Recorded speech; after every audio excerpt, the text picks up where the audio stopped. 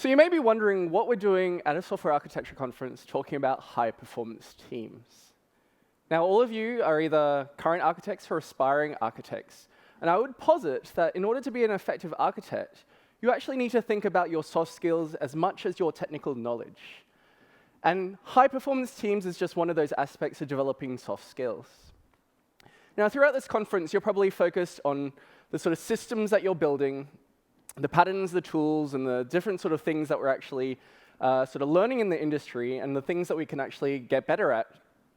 And if you're not sort of thinking about the tools and the sort of the frameworks, you're probably thinking about the sort of systems and architectures, maybe about the patterns of microservices and the best way of building Conway's law and the sort of services that support that. But I want to let you in on a little secret.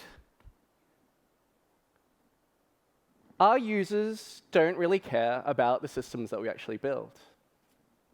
This may sound really surprising, but if you think about yourself as a consumer of applications, you can think about maybe how many times that some application on your smartphone has died, and what do? You probably just start it again.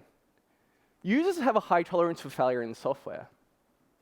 But this doesn't mean that when we actually look at our systems, that we shouldn't actually care about this. And what we should actually be thinking about is, what are the sort of levers that we can use as architects to change the way that software is built?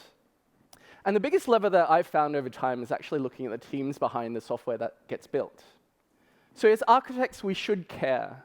We should care about the way that our developers are writing systems.